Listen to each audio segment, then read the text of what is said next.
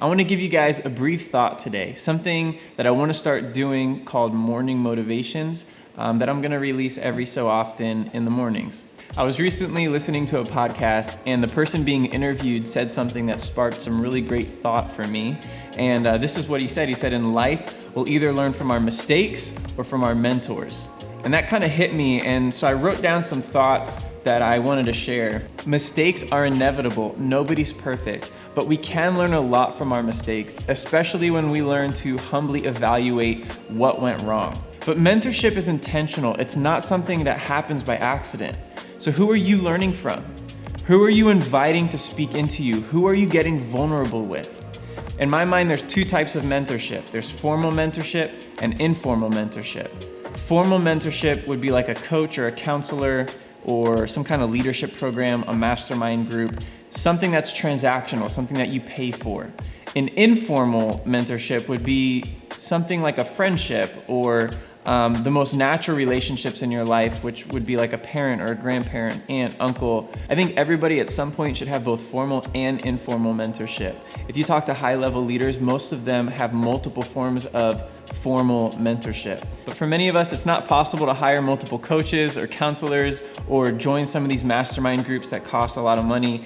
So we go to informal mentorships. And the point I'm trying to make is that everybody should just be intentional about being mentored. Informal mentorship is free. You're talking to people that you already know, friends, family, a pastor, people who you know can add value to your life, people who have grown in areas that you need to grow in. So here's some ideas. If you have no mentorship in your life right now, this is for you. I want you to write down 3 of the biggest things going on in your life right now. Maybe you're in a dating relationship. Maybe you just got married. Maybe you just had a kid. Maybe you're trying to start a business or you're in the middle of starting a business. Whatever it is, write down 3 areas of your life that are just kind of very big. There's a very big presence of those in your life right now. Then under those 3 things, I want you to write down 3 people who you could learn from in those areas. And then also under those 3 things, write down 3 questions that you could ask those 3 people in those areas. Once you've taken 10 or 15 minutes to do that, I want you to set up a coffee appointment or a lunch appointment with one of those people and then ask them those 3 questions. Invite someone to speak into you right now, today. Set up an appointment for this week. Something else you can do is make a list of people that you want to learn from that are a little bit further away, people that you can't get a face-to-face with, and then get a hold of at least one of them on the phone each week. So if you have a list, just call the one. If they don't answer, leave a voicemail that's encouraging, and then call the next one, and then call the next one, the next one. So you get a hold of one person and spend 10 minutes talking to them on the phone. And have 3 or 4 questions that you ask through that conversation. Or maybe you'll only get through one question, but be respectful of their time. Ask good questions, and then also listen intently.